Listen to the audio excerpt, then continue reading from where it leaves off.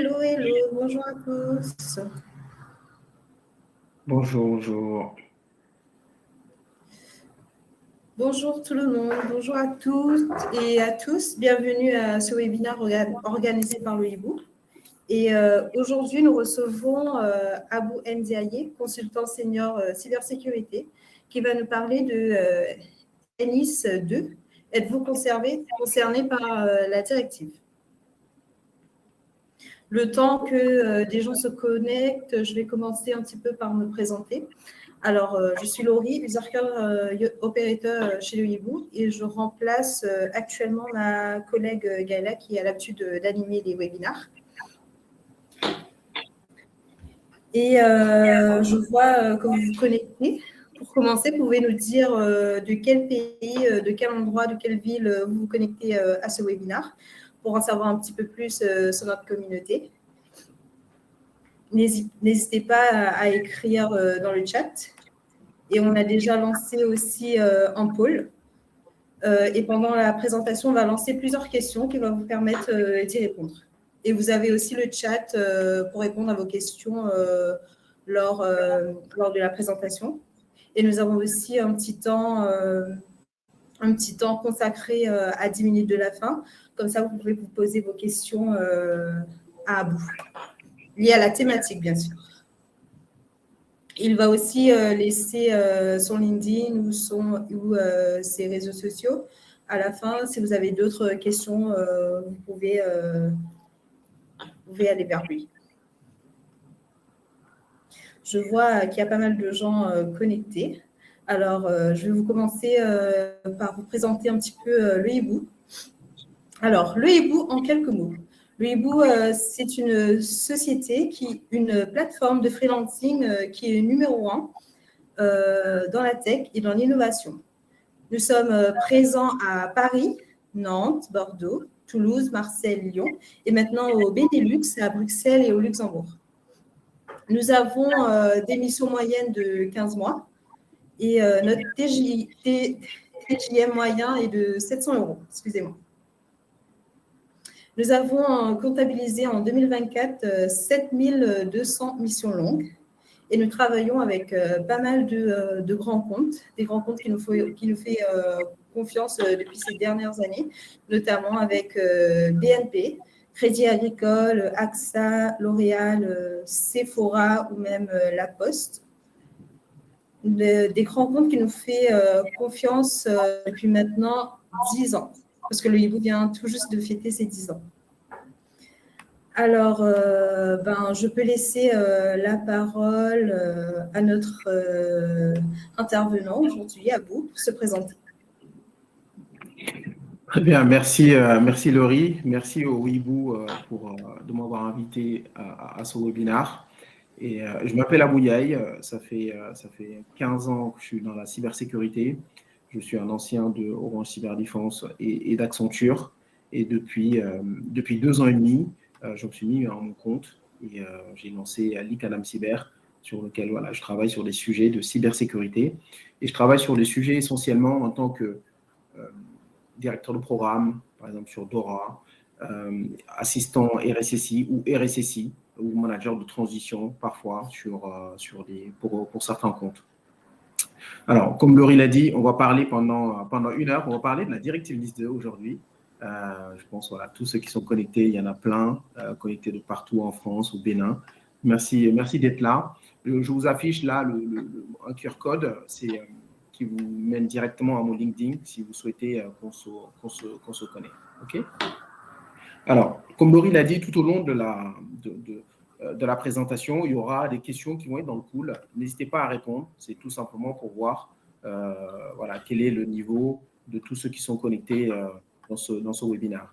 Voilà. Déjà, avant de commencer sur quel est votre niveau de connaissance sur la directive NIS 2, 67% aujourd'hui n'ont aucune connaissance dessus. Peut-être, certains se connectent aussi pour la première fois pour découvrir c'est quoi NIS 2. Peut-être il y a des DSI, il y a des RSSI, sans doute. OK ? N'hésitez pas à poser des questions aussi dans le chat au fur et à mesure. OK ? Alors, c'est parti. Alors, dans cette présentation-là, je vous en parlais en trois phases. La première, c'est déjà de comprendre la genèse de NIS 2. Pourquoi NIS 2? C'est quoi les objectifs de cette NIS 2? Et ensuite, on entrera de manière plus technique sur concrètement qu'est-ce qu'il y a dans NIS 2. Okay, voilà. Bon, si ceux qui ne sont pas techniques, voilà, désolé en avance, mais bon, voilà, c'est intéressant quand même d'en parler, du contenu technique, et aussi ça permet aussi à ceux qui sont techniques d'être satisfaits de la présentation. Et on finira par un calendrier de mise en conformité de NIS 2. Où est-ce qu'on en est dans tout ça aujourd'hui? OK. Alors, sur les objectifs de NIS 2, avant de parler de NIS 2, il y a NIS 1, d'accord? Voilà, tout naturellement, on voit que voilà, il y avait NIS 1. Et le NIS 1, c'est le Network and Information Security System. En français, c'est la directive SRI. Et cette directive SRI, elle a été lancée. L'objectif, c'était pour renforcer les capacités de collaboration à l'échelle européenne et aussi pour obliger les États membres à définir une stratégie nationale. D'accord? Voilà, pour, on va dire, une des premières fois de se dire, voilà, on lance une directive qui est commune à toute l'Europe. Et aussi obliger les États membres à désigner une autorité nationale compétente. D'accord? En France, voilà, on a la chance d'avoir l'ANSSI. Et aussi, le NIS 1 a permis à accélérer la mise en place de CISERT régionaux un peu partout. Voilà, ce sont des centres qui permettent de répondre aux incidents. Ce sont des centres de réponse à incidents qu'on peut solliciter en cas d'attaque. Okay, et le NIS 1, a visé un scope de 300 sociétés qui étaient jugées critiques. C'était uniquement ce scope-là. Les sociétés critiques au niveau européen et au niveau français plus particulièrement. Voilà, 300, vous allez me dire, c'est pas beaucoup ou c'est beaucoup. Et en tout cas, ça ne couvre pas la totalité.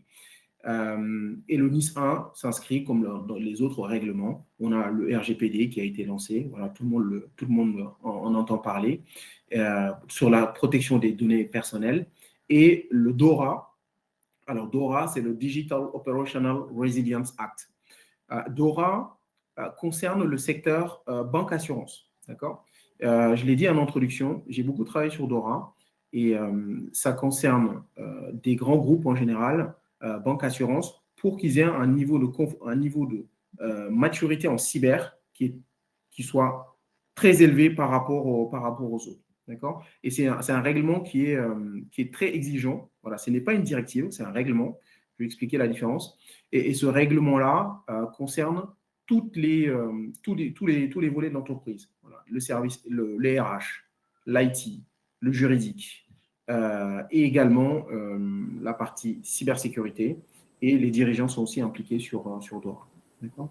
Voilà, j'ai beaucoup travaillé sur ça. Tu as juste une petite question de Frédéric, là, qui nous demande NIS 1 est sorti quand? NIS 1 est sorti quand? Ah, NIS 1 est sorti quand? Alors, NIS 1, c'était... Alors, je ne veux pas dire de bêtises. C'était en 2000, je dirais en 2020, quoi, autour de 2020. Okay. Alors, on n'entendait pas parler parce que ça concernait des organisations qui sont assez critiques et concernaient 300 OSE. C'est pour ça qu'on n'en a pas entendu parler autant que ça. Okay. Alors, je disais la différence entre une directive et un règlement. NIS 1, NIS 2, c'est une directive. La directive, c'est-à-dire le texte est voté au niveau européen et on demande à chaque État membre de le transposer au niveau local par rapport à ses contraintes, par rapport à ses réalités. Voilà, là, c'est une directive. Quand c'est un règlement, comme DORA, là, le texte est voté au niveau européen et il doit s'appliquer tel dans tous les pays membres. D'accord? Il n'y a pas d'adaptation locale à faire sur un règlement. D'accord? C'est ça la nuance entre les deux termes. OK? Alors, je continue. Alors, par rapport à l'actualité, bon, là, j'affiche les chiffres de 2023 et c'est la même tendance sur les chiffres de 2024, sur le panorama des menaces de l'ANSSI qui a été fait. On voit sur cette figure que la répartition des attaques par ransomware concerne à 34% les TPE, les PME et les ETI. D'accord? Parce que tout simplement, les grosses structures, les grosses boîtes se sont armées de plus en plus et ils ont beaucoup investi dans la cybersécurité. Et les hackers, c'est des entrepreneurs. Voilà. Ils veulent investir là où ça fonctionne. Ils passent leur temps ils rentabilisent leur temps et ils se sont redirigés vers des structures plus petites. Ces structures-là, les TPE, PME, ETI, sont plus petites et sont moins matures en termes de cybersécurité. Et ça a explosé, les cyberattaques ont explosé sur leur partie.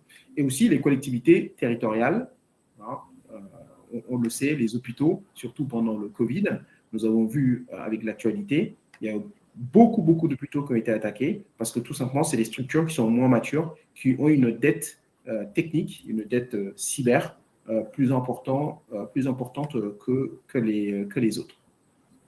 Et face à ce constat, sur la partie collectivité, pareil, aujourd'hui, les collectivités, vous avez au moins une collectivité qui est attaquée par semaine. Tout simplement, les collectivités sont moins matures, sont moins armées par rapport à d'autres structures. Ça veut dire que les attaquants ont changé de cible. D'accord? Ils se sont redirigés vers des structures beaucoup plus petites. Et là, l'Union européenne, ils se sont dit, dans ce cas-là, il faut faire quelque chose. D'accord? Et c'est ça qui a entraîné la genèse de la directive NIS 2. Ils se sont dit, voilà, NIS 1, on a réussi à faire quelque chose de bien avec 300 structures qui sont critiques.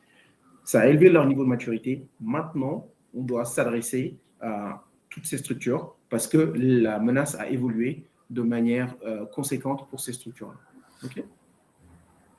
Et l'intérêt d'avoir ce NIS 2, c'est aussi, ça permet d'avoir une hétérogénéité importante entre les États membres, de se dire, dans tous les États, j'ai au moins ce type de dispositifs qui sont déjà en place. Voilà, je ne sais pas s'il y a d'autres questions, Laurie, dans le chat, il ne faut pas hésiter. Alors, NIS 2. NIS 2 renforce des exigences en matière de sécurité dans l'Union européenne. Je l'ai dit tout à l'heure, grâce à l'élargissement de son champ d'application. C'est plus quelques secteurs qui sont concernés. Là, on passe à 18 secteurs. D'accord? 18 secteurs. Et ces 18 secteurs vont concerner au moins 15 000 entreprises en France. D'accord? Rien qu'en France, ce sera 15 000 entreprises, 15 000 entités. Et ce qui est assez conséquent, c'est qui est assez important. Et c'est très bien. Les secteurs sont répartis sur 2 annexes. L'annexe 1 et l'annexe 2. On va en parler un peu plus dans le détail. Et le NIS 2 permet une prise en compte de la chaîne d'approvisionnement. D'accord? Et la chaîne d'approvisionnement, ça veut dire quoi? Ça veut dire que je suis une entreprise A. L'entreprise A travaille avec des prestataires. D'accord? Plein de prestataires en général. Et ces prestataires-là, il y a beaucoup de sociétés qui n'ont pas l'inventaire de leurs prestataires. Voilà, ça c'est un manquement, c'est un défaut. Et grâce à NIS 2 va vous obliger quelque part à avoir l'inventaire de vos prestataires. Et ces prestataires, vous avez aussi leur demander de rendre des comptes pour connaître leur niveau de sécurité. Hein, c'est la partie audit. Et aussi, vous pouvez leur demander de mettre en place des dispositifs pour qu'ils respectent vos obligations en termes de sécurité. OK? Voilà, ça c'est assez intéressant. Et il y a aussi l'introduction de surveillance. Alors, par exemple, sur la partie incident, on peut voir dans le détail comment on reporte ces incidents-là. Ça permet d'avoir une vision globale au niveau européen. Et je trouve que c'est une bonne chose. C'est une bonne chose parce que si vous avez sur ces 15 000 entreprises en France, si tout le monde reporte sur ces 15 000, vous avez par exemple 80% ou 50% de ces entreprises qui reportent le même incident au niveau de l'ANSSI, là, c'est un signal fort. C'est un signal fort et ça donne une information à l'ANSSI qui regroupe ces incidents-là. Ensuite, l'ANSSI va remonter ces incidents-là au niveau européen. Alors, s'il y a plusieurs pays qui remontent le même incident, ça veut dire qu'il y a une attaque qui est en train de cibler l'Europe. Okay? Et ça permet de prendre des dispositifs en fonction de la situation. Okay? Et sur cette directive-là, on aura 2 types d'entités. On aura des entités, ce qu'on appelle des entités essentielles et des entités importantes. On verra par la suite c'est quoi la différence. Et c'est l'ANSSI qui va superviser tout ça. de manière proactive et à discrétion pour les entités essentielles et de manière réactive en cas de suspicion de non-conformité pour les entités importantes. Okay. Les principaux avantages, j'en ai parlé tout à l'heure, l'objectif, c'est d'uniformiser les pratiques. Voilà, ça c'est quelque chose qui est assez intéressant, de se dire, on a les mêmes pratiques sur les 15 000 entreprises qui sont soumises à NIS 2 en France. Voilà, c'est rassurant. Ensuite, au niveau européen, de se dire, on a les mêmes pratiques. L'objectif aussi, c'est de créer de la résilience collective. Cette résilience collective, si tout le monde a mis en place les mesures de sécurité qui sont assez exigeantes sur la partie NIS 2, ça veut dire que l'entreprise va relever ce niveau de maturité cyber. Et ça, tout le monde le fait, c'est 15 000, on relève le niveau de maturité cyber de la France. Okay. Et ensuite, au niveau européen. Ça permet de résister à des attaques qui sont malveillantes, parfois qui viennent des pays ou qui viennent d'attaquants individuels. Okay. Et aussi, ça permet de comprendre le paysage des risques qui sont propres à l'Europe, le paysage des risques qui sont propres à la France, et de manière plus granulaire, le paysage des risques qui sont propres à l'entreprise. Et pour une fois, l'entreprise, pour ceux qui ne l'ont jamais fait, ils vont faire une analyse de risque pour savoir quels sont leurs risques qui sont propres à eux en termes de sécurité. Et le dirigeant ou le COMEX va aussi se rendre compte de ces risques-là pour les surveiller de près. Alors, le périmètre des entités régulées. Tout à l'heure, j'en ai parlé. C'est 18 secteurs aujourd'hui. Et sur ces 18 secteurs, on a 2 annexes. Là, je vous affiche voilà, un extrait de ces annexes-là. Les entreprises qui sont dans l'énergie sont concernées. Le transport, la santé, l'eau potable. D'accord ? Voilà. Si vous êtes une entreprise, vous traitez de l'eau potable, vous êtes concerné. Les eaux usées et les déchets aussi également. D'accord ? Je prends l'exemple dans les usines, sans citer le nom de la société, qui a eu une cyberattaque. D'accord ? Et suite à cette cyberattaque, les usines de gestion des déchets se sont arrêtées. D'accord ? Et il se fait que quand ça s'arrête, ça se répercute au niveau de la population, c'est qu'on ne peut pas ramasser les déchets.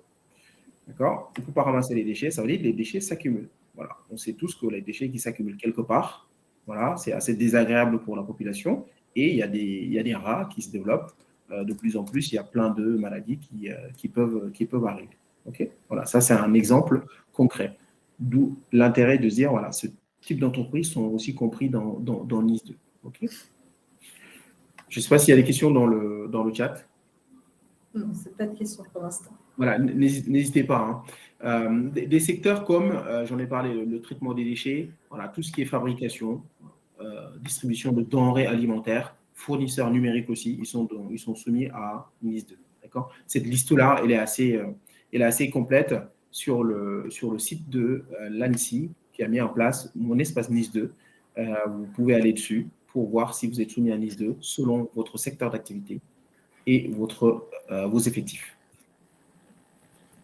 Alors, pour savoir si vous êtes soumis à NIS 2, il y a plusieurs critères quand même à vérifier. D'accord ? La taille de l'entreprise, le nombre de salariés, le chiffre d'affaires ou le bilan annuel de l'entreprise. Voilà. Vous pouvez être une entreprise intermédiaire ou moyenne ou micro-entreprise. Micro-entreprise, vous n'êtes pas du tout concerné par NIS 2. Pour le moment, voilà, pour NIS 2 en tout cas. Vous serez dans 2 catégories, entité essentielle ou entité importante. D'accord ? La différence entre les deux, c'est que NIS 2, c'est assez bien dimensionné pour qu'on n'applique pas les mêmes contraintes, les mêmes exigences à une entreprise qui est essentielle, à une entreprise importante, parce que ce n'est pas les mêmes structures. Voilà, une structure qui fait moins de 50 ou entre 50 et 250 salariés n'aura pas les mêmes exigences qui vont s'appliquer sur lui que l'entreprise qui fait plus de 250. D'accord ? Ça veut dire qu'il y a une notion de proportionnalité des mesures de sécurité qui sont applicables à chaque entreprise. OK ? Aussi, on a une question de Stéphane qui nous dit sur la partie indiquée santé, s'agit-il des hôpitaux et tout établissement privé ou est-ce que cela doit être nécessairement se cumuler à Open ou Open est-il suffisant?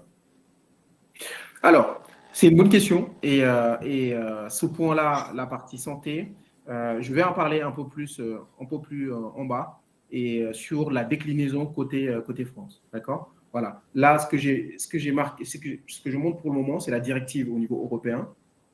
On va en parler sur la partie France. Voilà. Effectivement, je réponds directement. Les hôpitaux, ils sont dedans. OK? Ils sont dedans parce que la France a décidé de les mettre dedans. OK? Nous avons Donc, aussi une petite question de la part de Sylvie qui nous demande alors, un fournisseur numérique de la petite taille, moins de 50 salariés, qui fournit des services à une PME dans Nice 2, n'est-il pas soumis? Excusez-moi, ça a changé. alors, J'aurais dit.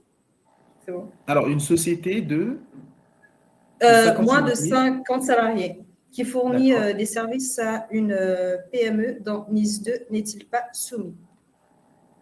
De moins de 50 salariés. Alors, on le voit, en moins de 50 salariés, on n'est pas soumis. Hein. Okay. Vous voyez, c'est la partie micro et petite entreprise. Moins de 50 salariés, on n'est pas concerné par NIS. D'accord. Okay. Maintenant, pour lever le doute et être confortable par rapport à votre position, il y a mon espace Nice 2. Voilà, vous pouvez le taper sur Google, mon espace Nice 2. Vous rentrez vos informations et à la fin, vous avez la conclusion pour savoir si vous êtes concerné ou pas. Et si vous êtes concerné, il vous dira si vous êtes entité essentielle ou entité importante. C'est très rapide à faire. OK? Nous avons également une question de la part de Mathieu qui nous dit « Ces critères s'appliquent-ils aussi aux collectivités territoriales, communes, départements et établissements publics ?» Alors, c'est une bonne question. On va y revenir à la fin. C'est une bonne question aussi. C'est le même gabarit que la partie hôpitaux. On va y revenir. OK? Alors, on a marqué dans le sondage, on voit que pour ceux qui savent s'ils sont concernés ou pas, il y a 7% qui savent qu'ils sont entités essentielles. D'accord? On n'a pas d'entité importante. Et non, on n'est pas concerné, 53%. D'accord? Je ne sais pas, 40%. OK. Alors, les 40% qui ne savent pas, vous pouvez aller sur mon espace Nice 2, vous saurez si vous êtes concerné ou pas. Okay. Bon, en tout cas, voilà, ceux qui sont dans l'Union européenne. Parce que j'ai vu qu'il voilà, y avait aussi des gens qui sont connectés depuis le Bénin. Alors, bon, cette slide-là, ça regroupe un peu, voilà, ça résume Nice 2, c'est quoi? Deux typologies d'entités, entité essentielle, entité importante, on en a parlé tout à l'heure. Des mesures de sécurité avec un niveau différent entre les deux entités pour être proportionnel. Voilà, le but, c'est de ne pas appliquer les mêmes contraintes à une grande entreprise par rapport à une PME, selon le chiffre d'affaires, selon le nombre de salariés. Et cette régulation aussi, il y a des sanctions. Voilà, il y a des sanctions. Si vous n'êtes pas conforme à NIS 2, si c'est une entité essentielle, c'est 10 millions d'euros ou voilà, 2% de votre chiffre d'affaires. OK? Voilà, non, ce n'est pas 10 millions, c'est 100 millions. C'est 100 millions. Je me suis trompé. Et jusqu'à 2% de vos chiffres d'affaires. Et quand vous êtes une entité importante, ça va jusqu'à 1,4% de votre chiffre d'affaires. D'accord? Ça, c'est la sanction financière. Après, il y a d'autres sanctions qui peuvent s'appliquer sur l'entreprise ou sur le dirigeant. Sur l'entreprise, par exemple, si vous avez un agrément, par exemple, qui vous permet de faire de votre activité et que vous n'êtes pas conforme à NIS 2 et que vous avez été notifié, et que vous n'avez rien fait, on peut vous retirer votre agrément, d'accord, pour que vous arrêtez de faire votre activité. Voilà, ça peut arriver. Et le dirigeant aussi peut être poursuivi parce que voilà, il n'a pas fait ce qu'il faut pour que l'entreprise soit conforme à NIS 2. Ok, voilà. Et NIS 2 responsabilise vraiment l'entreprise et surtout les dirigeants. Ok. Alors, je continue. Alors, sur le contenu, Je ne sais pas s'il y a des questions pour le moment. Alors, sur ce qu'ils ont répondu sur le sondage, on a 47% qui disent non, je ne sais pas, 35%, et 12% qui sont oui, ok, très bien. Après, il y aura d'autres questions pour savoir voilà, si vous avez commencé ou pas encore. Okay. Alors, sur le contenu. Alors, moi, j'ai répertorié 20 mesures de sécurité qui sont dans NIS 2 et sur lesquelles j'ai réparti en 4 blocs. D'accord. NIS 2 va vous permettre de gérer la gouvernance de votre sécurité. D'accord. De mettre en place une gouvernance sécurité, la protection de votre réseau et de votre SI, la partie défense du réseau et la partie résilience des activités. D'accord. Résilience parce que on se met dans le scénario, vous êtes attaqué. Maintenant, comment vous faites pour repartir? Comment vous faites pour résister? OK. Alors, sur ces 20, j'en ai pris quelques dizaines, et ces 10 s'appliquent aux deux, hein, c'est-à-dire les entités essentielles et les entités importantes. D'accord. La première, c'est la mise en place de politiques de sécurité. D'accord. Vous faites d'abord une analyse de risque une analyse de risque par rapport à votre contexte, par rapport à votre secteur d'activité et par rapport à votre métier aussi, pour connaître exactement quels sont vos risques. Une fois que vous connaissez votre risque, c'est de mettre en place des mesures de sécurité pour répondre à ces risques-là, d'accord, pour les mitiger, et mettre en place une politique de sécurité classique comme ça se fait de manière générale. Le traitement des incidents, la partie prévention, comment vous prévenez des incidents, comment vous les détectez, comment vous faites la réponse aux incidents, d'accord. Tout ça, c'est demandé dans NIS 2. La gestion de crise, voilà, comment vous faites la partie gestion de crise et continuité d'activité. La chaîne d'approvisionnement, on en a parlé tout à l'heure, de la gestion de vos tiers, la sécurité de vos applications, est-ce que vous faites du security by design, comment vous le faites, vous décrivez tout ça dans les process. Est-ce que vous faites ce qu'on appelle de l'ISP, l'intégration de la sécurité dans les projets, selon la taille de votre entreprise, selon votre niveau de maturité, d'accord. NIS 2 demande à faire des tests, des audits. Tester vos applications avant de les mettre en production, faire des audits aussi ponctuels de vos systèmes critiques également. On parle beaucoup de l'utilisation, dans NIS 2, on parle de l'utilisation d'authentification forte, hein, la partie MFA, de le mettre en place à minima sur les process critiques. D'accord. Voilà, vous voyez, c'est quand même des bonnes pratiques, on va dire classiques en général, qui sont assez basiques, qu'on retrouve partout dans d'autres directives ou référentiels. Mais pour la première fois, on va l'imposer à certaines entreprises. D'accord. Certains l'ont déjà, ce type de dispositif. Voilà, peut-être il y aura besoin d'élargir le scope, voilà, parce que NIS 2 s'applique à toute l'entreprise. Et d'autres vont commencer à le faire, à écrire des politiques de sécurité et à faire d'autres choses. D'accord. J'ai accompagné un client l'année dernière qui s'est fait attaquer. Et voilà, on a arrêté l'attaque, on a vu comment ça s'est passé, comment c'est arrivé. Alors, comment c'est arrivé? Tout simple, hein, c'est qu'il y avait une assistante qui avait un login mot de passe professionnel et qui l'a utilisé sur un site personnel. D'accord. Et ce site personnel, les données ont fuité parce qu'ils n'étaient pas assez résilients. Et le hacker est tombé sur ces données-là et il s'est rendu compte que c'est lié à une entreprise. Et le hacker a utilisé ses logins et mots de passe. Voilà, et le mot de passe n'était pas du tout complexe en plus. Il s'est connecté sur l'entreprise, sur tous les tenants pour faire ce qu'il a à faire. Okay. Voilà, ça c'est, on va dire, l'erreur déjà, c'est que le salarié peut-être n'a pas été sensibilisé pour ne pas utiliser les données professionnelles uniquement dans le cadre professionnel. Et aussi, au-delà de ça, c'est que le mot de passe était faible, d'accord. C'était juste quelques lettres, même pas quelques lettres d'une longueur de 6 caractères, d'accord. Et aussi, l'assistante avait un rôle de global admin, d'accord. Une assistante qui a un rôle de global admin, qui n'est pas de l'équipe informatique, voilà. C'est qu'il y a un problème quelque part, ok. Et tout ça, grâce à NIS 2, c'est pour éviter tout ce type d'erreur, voilà, qui peut coûter cher à l'entreprise. OK. Alors, nous avons 3 nouvelles questions.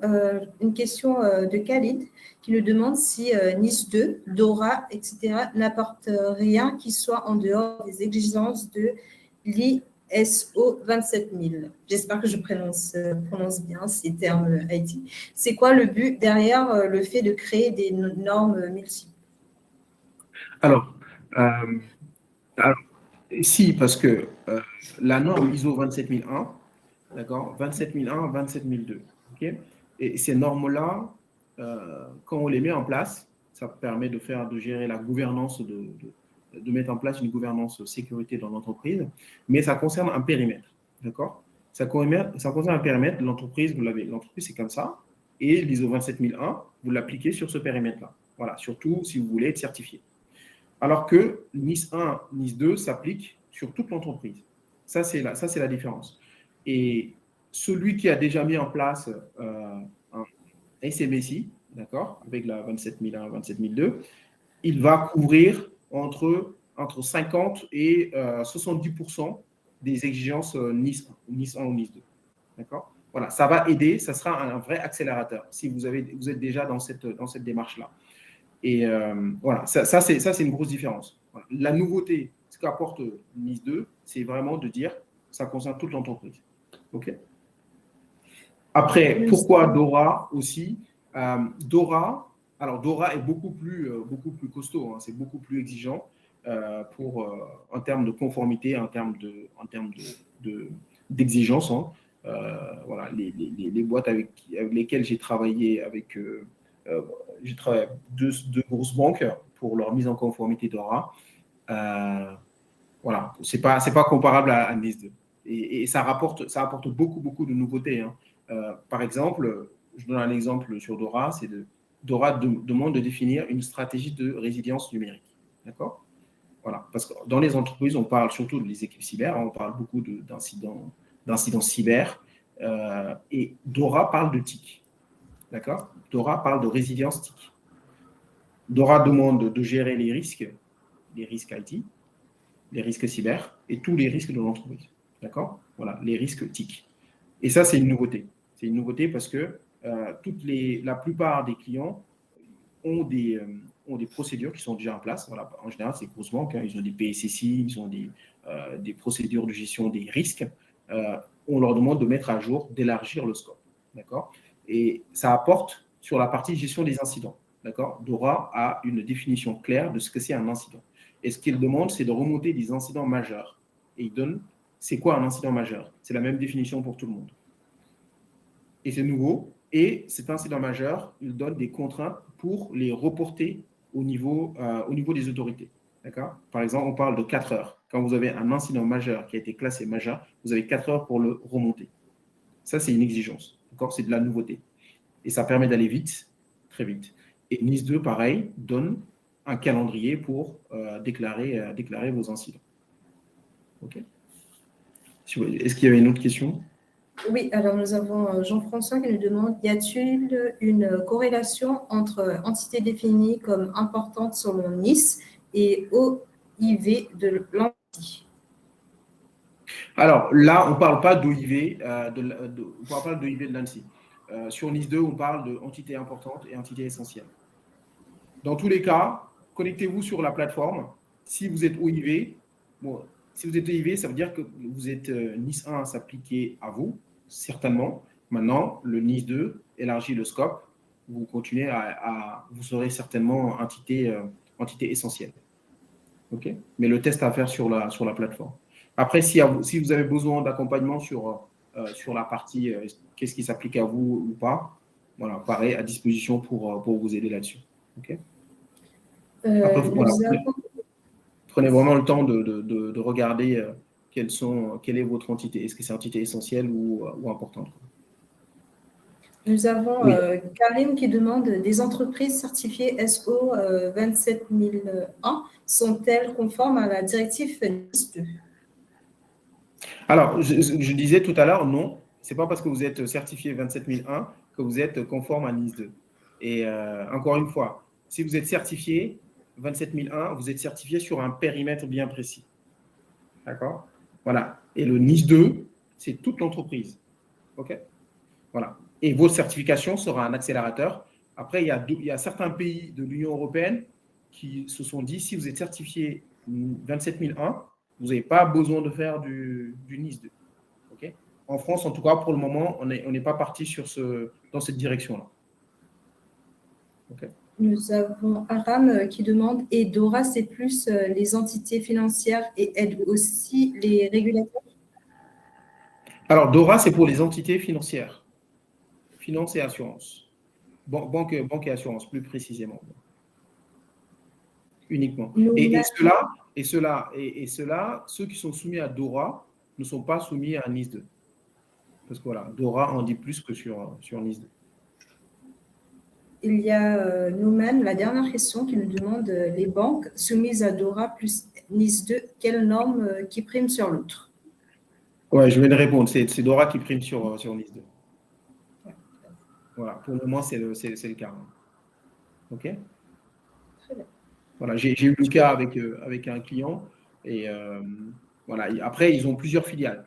Ça dépend. Si vous êtes justement ce client-là, ils ont plusieurs activités. La partie bancaire qui est soumise à DORA, NIS 2 ne s'applique pas sur eux. OK?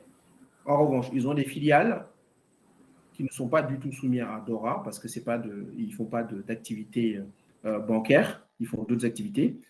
Les filiales sont soumises à NIS 2 en revanche. OK? Voilà. Ça apporte peut-être un peu plus d'éléments par rapport à la réponse.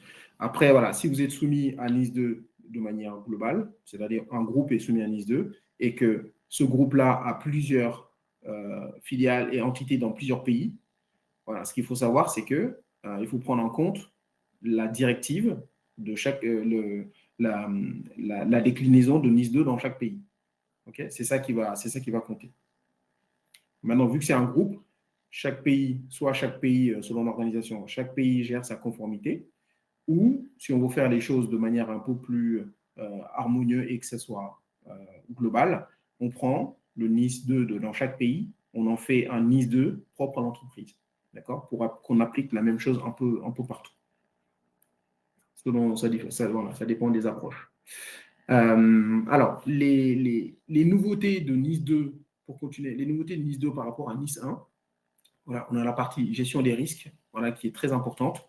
Je mets en place les mesures strictes pour minimiser les risques qui s'appliquent à l'entreprise. Voilà. Et ça, c'est une bonne pratique. Je pense que c'est quand même le b.a.-ba de savoir quels sont les risques qui pèsent sur mon organisation. Voilà. Aussi pour l'équipe IT, c'est intéressant. Pour l'équipe métier aussi, de savoir quels sont les risques que j'encours et aussi pour le dirigeant. D'accord. La partie sécurité des installations. Qui a accès à quoi sur mon organisation? Est-ce que j'ai restreint les accès ou pas? La gestion des incidents. Ça, c'est une nouveauté par rapport à NIS 1. Et le signalement des incidents. On va en parler le slide d'après. D'accord? Et il y a une forte notion de responsabilité des organes de direction avec NIS 2 et une harmonisation et un durcissement des sanctions en cas de non-conformité dans tous les États. Alors, sur les incidents, on y arrive. Sur les incidents, lorsque vous avez un incident important ou une cybermenace qui arrive, vous avez, NIS 2 vous demande de reporter ça sous 24 heures. Sous 24 heures avec une notification initiale. D'accord ? Et c'est important parce que ça permet de réagir. Je l'ai dit tout à l'heure en introduction. Si vous avez 10 entreprises qui font une notification initiale sous 24 heures du même incident, du côté de l'ANSSI, ils vont essayer d'interpréter ça. Est-ce que la France est en train de subir une attaque ciblée? Voilà. Si vous en avez 10, 15, ça monte. Voilà. Peut-être c'est une attaque ciblée. Et 72 heures pour modifier cette notification initiale-là, apporter plus d'éléments beaucoup plus concrets par rapport à l'attaque que vous avez suivie. Après, on peut vous demander aussi un autre rapport intermédiaire au niveau de l'ANSSI ou au niveau du CISERT duquel vous dépendez. Et un mois après, un rapport final doit être remis pour donner des détails, ce qui s'est passé concrètement, comment vous avez stoppé l'incident et quelles sont les mesures de sécurité que vous avez mis en place depuis. Okay, voilà. Alors, comme ça, sur le papier, on va dire, voilà, c'est simple, c'est clair. En revanche, ça nécessite de modifier les process de l'entreprise. D'accord? Vos process aujourd'hui, vous avez sans doute une procédure de gestion des incidents, mais il est important de changer ce process-là pour dire comment je vais respecter ces 24 heures-là. Voilà. Quand il y a un incident, c'est tout ce que, voilà, tout le monde c'est le feu, tout le monde est stressé. Et maintenant, dans ce stress-là, comment je fais pour dire, attention, dans les 24 heures, je dois remonter l'incident aux autorités. Vous voyez, voilà. Il est important de changer les process pour que vous puissiez respecter cette partie-là. Voilà, 24 heures, 72 heures. Et se dire qui le fait, comment je le fais et qui suit cette partie-là. OK? S'il n'y a pas de questions, je continue. Alors, je ne sais pas sur le pool, est-ce qu'il y avait d'autres questions qui étaient, Laurie, à rajouter? Je crois qu'il y a une dernière. En tout cas, bon, c'est bien, il y en a pas mal là, qui savent déjà s'ils sont concernés ou pas. OK. Alors, en termes de calendrier, sur la partie calendaire, négociation Nice 1, voilà, on en a parlé, c'était voilà, 2021. OK. Et on a eu une dissolution de l'Assemblée, d'accord, le 27 décembre. Voilà. Pas le 27 décembre, mais le 27 décembre, c'était la publication de Nice 2, d'accord, au journal officiel. Et ensuite, le calendrier était que le 17 octobre 2024, voilà, c'était l'échéance pour transposer la directive dans tous les États membres de l'Union européenne. Voilà. Sauf qu'en France, juste avant le 17 octobre, on a eu une dissolution de l'Assemblée. Bon, ça s'est enchaîné ensuite. Ça, c'est le calendrier de l'Union européenne. Le 17 janvier 2025, les États membres informent les commissions européennes des règles et des mesures qui sont adoptées. Et en avril, normalement 17 avril 2025, c'est que chaque État membre établit la liste des entités essentielles et des entités importantes. Okay. Ça veut dire que bon, on est très très en retard parce que voilà, il y a le point jaune que je note là, la dissolution de l'Assemblée. Bon, malheureusement, on a eu une seule dissolution de l'Assemblée, mais le gouvernement a changé pas mal de fois et ça a eu un impact considérable sur la transposition de Nice 2. OK. Et ce calendrier-là, depuis ce qui s'est passé en France, d'accord? En France, c'est que l'État a lancé, le gouvernement a lancé un projet de loi qui s'appelle Résilience des infrastructures critiques et renforcement de la cybersécurité. Dedans, on a Nice 2, on a DORA, on a le CERA, le Cyber Resilience Act qui est dedans. Ils ont tout mis dans le projet de loi. Et ce projet de loi suit son parcours. Voilà, il a été déposé et élu au niveau du Sénat le 15 octobre 2025, pas 2024. Et ensuite, une adoption du texte au Sénat en mars. Et c'est revenu à l'Assemblée pour la fin de l'examen de loi en commission spéciale le 10 septembre 2025. Maintenant, ce qui est prévu, c'est que ça continue son chemin. Voilà. On le sait, hein, l'actualité politique du pays est assez instable. Et malheureusement, des sujets comme Nice 2, tout ça, ça passe un peu moins prioritaire par rapport à d'autres. D'accord ? Voilà, par rapport au budget, voilà, qui était le point vraiment le plus prioritaire jusqu'à hier. Voilà. Là, ce qui est prévu, c'est qu'il y aura un débat parlementaire qui sera fait sur ce texte-là, T1 2026. Et j'espère qu'on aura un texte définitif sur Nice 2 pour 2026. OK ? Au début 2026. Alors, j'ai eu l'occasion d'échanger avec la ministre du Numérique il y a de cela un mois au campus cyber. Et le sujet lui tient à cœur, vraiment. la transposition de NIS 2. Pour elle, c'est une priorité et qu'il faut accélérer. Après, vu qu'elle est, voilà, elle est cyber, elle est assez technique, et elle recommande à toutes les organisations de ne pas attendre. Voilà, de ne pas attendre, de se lancer. Comme je l'ai montré tout à l'heure, il y a 10 mesures de sécurité qui sont communes à toutes. Ces mesures de sécurité, on peut commencer à les faire. Voilà, l'analyse de risque, on peut le faire, connaître ces risques, et ensuite, on décline des mesures de sécurité en fonction de ça. Écrire des politiques de sécurité, etc. OK?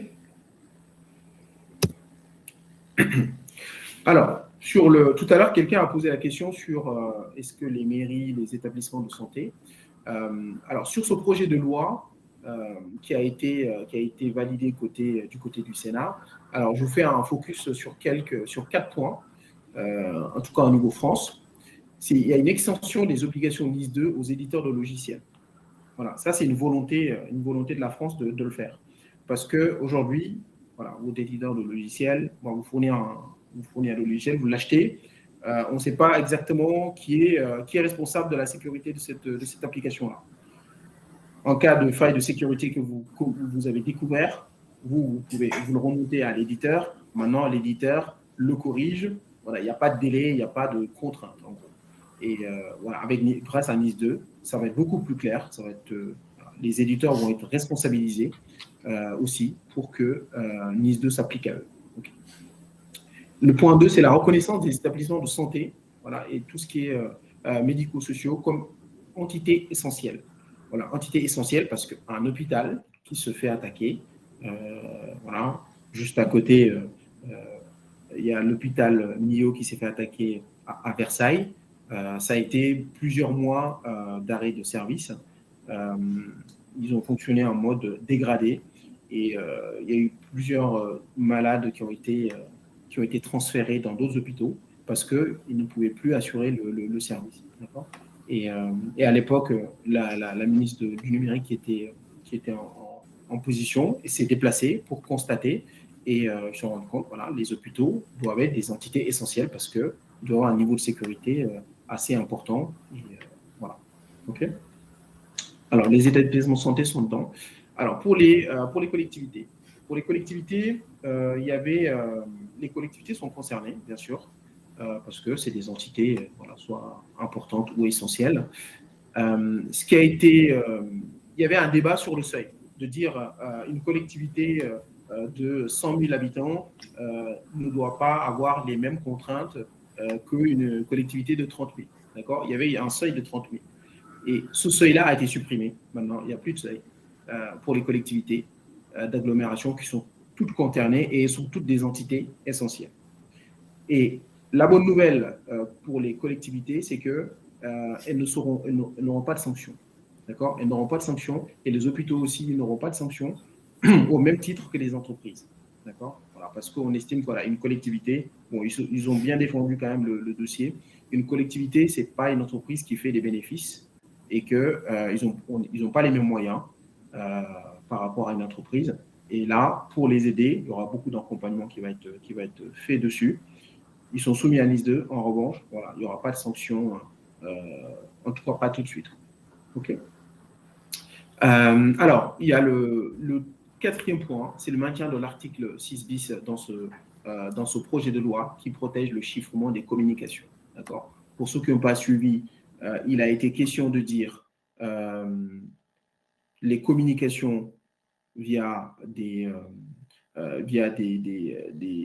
chats, via des messageries, devraient permettre à l'État d'accéder aux communications. D'accord ? Et ça s'est fait un gros débat. Et là, ça a été maintenu de dire, voilà, on ne va pas mettre en place des backdoors dans les applications pour permettre à l'État de suivre et de surveiller. C'est de dire, non, on protège le chiffrement des communications. D'accord ? De tous les types de messagerie. Voilà, ça, c'est plutôt une bonne nouvelle pour nous, pour la collectivité cyber et pour tout le monde. Ça protège tout le monde. Je ne sais pas s'il y a des questions dans le chat. Alors, s'il n'y a pas de questions, je continue. Maintenant, liste de. Si vous voulez faire... on va revenir juste à 5 minutes de la fin. Tu pourras répondre à toutes les questions. OK, très bien. Très bien. Alors, alors, si vous voulez vous lancer sur NIS 2, dans un premier temps, il y a un cadrage à faire. Voilà, un cadrage de NIS 2 et la mobilisation de vos équipes. Et, cette phase-là, elle est importante et il ne faut surtout pas la louper parce que ça détermine la suite. La mobilisation des équipes et surtout avoir le support du COMEX, avoir le support des dirigeants pour dire voilà NIS 2, en quoi c'est important, qu'est-ce qui s'applique à vous et de quoi vous avez besoin. Et vous avez besoin de ce support de votre direction pour la suite. Okay, et aussi constituer une équipe autour de vous. Ensuite, la deuxième étape, c'est d'évaluer votre niveau de maturité NIS 2. Voilà, tout à l'heure, quelqu'un a parlé de je suis certifié ISO 27001. Est-ce que ça couvre NIS 2? D'accord. Là, vous faites le gap analysis, l'évaluation du niveau de maturité. Vous saurez si il vous reste quelque chose à faire ou pas. D'accord. Et de manière très, très factuelle. Et ensuite, il y a une définition d'une feuille de route NIS 2. Voilà, par rapport au gap analysis pour couvrir les manquements. Et ensuite, la quatrième étape, c'est l'implémentation de cette feuille de route jusqu'à être conforme à NIS 2. Voilà. Ça, c'est une démarche voilà, que j'utilise souvent pour que ce soit la conformité DORA ou la conformité NIS 2. OK. Alors, s'il n'y a pas de questions, je vais continuer. Alors, dans cette parcours, on va dire, de conformité NIS 2, les étapes clés à faire, voilà, ça, encore une fois, vous n'avez pas besoin d'attendre. Si vous avez les ressources à faire, les ressources pour le faire, les compétences pour le faire, c'est d'identifier des gros risques, évaluer votre posture de sécurité, sécuriser vos accès privilégiés. Voilà. Tout à l'heure, j'en ai parlé. Une assistante qui a un compte Global Admin sur un tenant Microsoft, voilà, il y a un problème. Renforcez vos systèmes de défense, adoptez une stratégie Zero Trust. Voilà, pareil, ça c'est quelque chose d'assez, aujourd'hui qui devient assez commun, l'approche Zero Trust. Examinez votre chaîne d'approvisionnement logiciel. Identifiez quels sont vos prestataires et comment vous les gérez. Quelles sont les mesures de sécurité que vous pouvez leur demander aussi pour être conforme par rapport à votre organisation. Alors, c'était la dernière slide. Voilà tout ce que j'avais à dire sur la partie NIS 2. En quoi ça consiste? Qu'est-ce qui s'applique à vous? Comment il faut y aller? Où est-ce qu'on en est? Voilà. Encore une fois, NIS 2, en attendant T1 2026, on ne sait pas encore ce qui va se passer sur l'actualité politique. Est-ce qu'il y aura du mouvement et est-ce qu'il y aura des changements? J'espère pas. Mais démarrez dès maintenant. Voilà, démarrez dès maintenant. Si je prends l'exemple concret de Dora, avec tous les clients avec qui j'ai travaillé, Dora, pendant quasiment un an, on a travaillé sur une version draft des exigences. Pendant un an.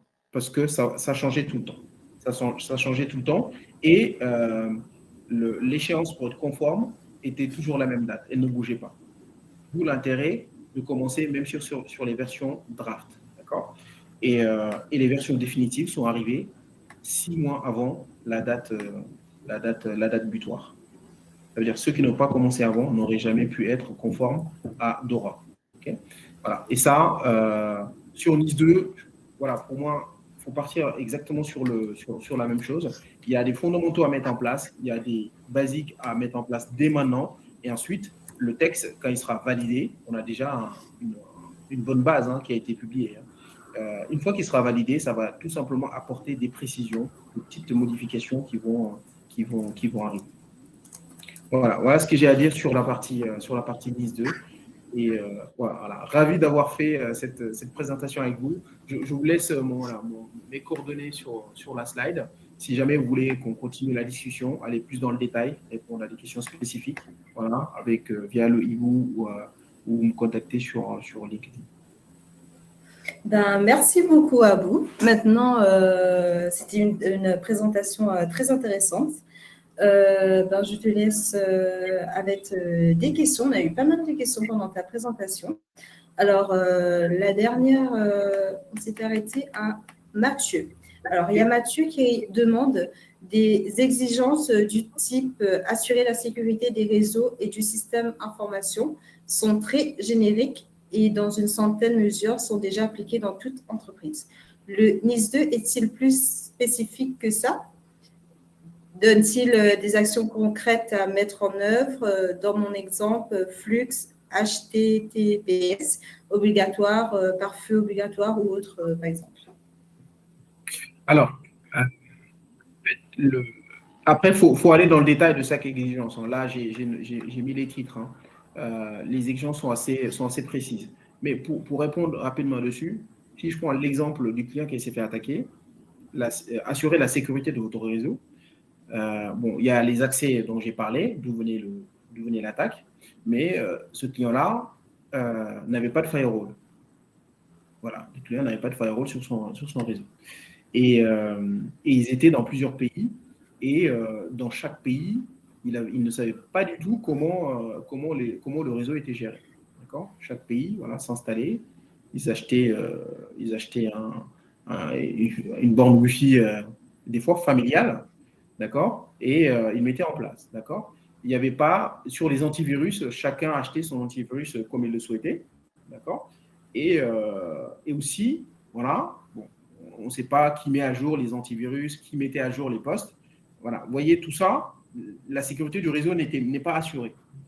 Si vous êtes dans une organisation où c'est déjà fait, encore une fois, c'est le fait de faire le gap analysis qui va permettre de savoir si vous couvrez l'exigence ou non. D'accord. Voilà. Par exemple, sur cet exemple-là, l'exigence n'est pas couverte en France, l'exigence n'est pas couverte même dans les autres pays. Okay. Et la partie, par exemple, comment vous détectez les incidents, comment vous réagissez. Voilà, je prends l'exemple, la mise en place d'un EDR qui devient assez commun aujourd'hui. Est-ce qu'il y a un EDR qui est mis en place pour se prévenir rapidement des comportements anormaux sur les postes de travail, par exemple? Très bien. Nous avons Jean-François qui demande est-ce que les incidents déclarés par les entreprises sont rendus publics? Alors, non, je n'ai pas cette information-là comme quoi les incidents sont rendus publics. Alors, même si ça se fait, ça sera anonymisé. Nous avons Stéphane qui demande existe-t-il une feuille Excel officielle de tous les prérequis pour auditer en SI d'une entreprise afin de voir l'état de la roadmap pour atteindre la conformité qui certifie? Alors, non, je n'ai pas connaissance de ce type d'outils, mais en tout cas, nous, consultants, on a des outils, soit un fichier Excel ou un outil qui permet vraiment de suivre la conformité NIS 2 ou DORA, quoi. Mais non, je n'ai pas connaissance d'un fichier Excel qui est disponible sur Internet. Très bien. Et ensuite, nous avons Gauthier qui demande je suis une entreprise de moins de 50 personnes, une grande entreprise soumise à NIS 2 veut travailler avec moi. Y a-t-il un impact pour moi? Alors, il y a une grande entreprise soumise à NIS 2 qui veut travailler avec lui. Oui. Et c'est quoi Lui, c'est une entreprise de moins 50 personnes, mais il y a une grande entreprise soumise à NIS 2 qui veut travailler avec lui. Est-ce qu'il y a un impact pour lui? Alors, il y aura un impact parce que justement, l'entreprise qui est soumise à NIS 2 va demander à ses partenaires de rendre des comptes. Voilà. Par exemple, il y aura une partie de évaluer le niveau de maturité de ton partenaire, faire un audit de ton partenaire. Okay. Maintenant, à voir si lui, il est considéré comme un partenaire critique ou pas critique, c'est à voir aussi, quoi. Okay. Pareil, vu qu'il y a une notion de proportionnalité, l'entreprise ne va pas tout faire tout de suite. D'accord. Si vous avez 300 partenaires, vous n'allez pas attaquer les 300 partenaires. Donc, vous allez peut-être vous dire, d'accord, dans un premier temps, je vais travailler sur les 300, je vais travailler sur les 10 qui sont critiques. Et ensuite, je continue, quoi. Très bien. Alors, nous avons du coup Noumen qui demande vous avez fait DORA et NIS 2. Quelle différence dans les démarches et les points communs à retenir? Alors, dans la démarche, c'est toujours la même. Alors, je reviens en fait, dans la démarche, c'est toujours la même. Euh, la phase 1, la phase 2, la phase 3 et la phase 4. D'accord. Après, ça prend plus de temps sur Dora parce que Dora, voilà, Dora, c'est vraiment costaud. Et c'est costaud parce que ça englobe ça englobe tous les services dans l'entreprise. OK. Voilà, je l'ai dit tout à l'heure, le service juridique, les achats, les RH, la direction, euh, la conformité IT, la conformité cyber, voilà, tout le monde. Et ceux qui aussi gèrent la partie incident et la partie supervision. Ça concerne tout le monde, toute l'entreprise. C'est juste une question de volume. Voilà. Dora, c'est beaucoup plus volumineux, ça prend plus de temps par rapport à NIS 2. Et bon, voilà, qui dit volume dit aussi en termes de budget, on ne parle pas du tout de la même chose, quoi. Voilà, une conformité Dora, on parle de millions. Et, euh, et sur NIS 2, ça dépend d'où vous partez. Mais voilà, on parle entre 200 et 800 000 euros, quoi. Très bien. Okay. Et sur les différences en termes de sur les différences, bon voilà, c'est pas du tout les mêmes exigences, quoi. Mais après, on peut retrouver sur la partie analyse de risque, oui, Dora en parle. Sur la partie gestion des tiers, là, Dora est beaucoup plus exigeant sur la gestion des tiers. On parle des tiers critiques, et les tiers critiques, Dora dit voilà ce que tu dois faire sur tes tiers critiques. Donc, tu dois mettre en place un contrat spécifique qui contient toutes ces exigences-là. Nous avons une dernière question de Sylvie qui demande qui valide le niveau de conformité y a-t-il des organismes spécialisés ensuite à consulter? Alors, tu peux reprendre la question? Oui, alors qui valide le niveau de conformité? Y a-t-il des organismes spécialisés ensuite à consulter? Ah, oui, c'est une bonne question. C'est une bonne question. Alors, pour le moment, je crois c'est un cours de réflexion du côté de l'ANSSI pour savoir comment on valide. Bon, c'est l'ANSSI qui vous dira si vous êtes conforme ou pas conforme en cas d'audit. Mais ils sont en train de voir comment ils vont s'organiser, comment ils vont auditer. Est-ce que c'est l'ANSSI même qui va venir ou bien l'ANSSI va s'appuyer sur un pool d'experts NIS 2 pour aller voir les entreprises. Voilà, mais c'est en cours.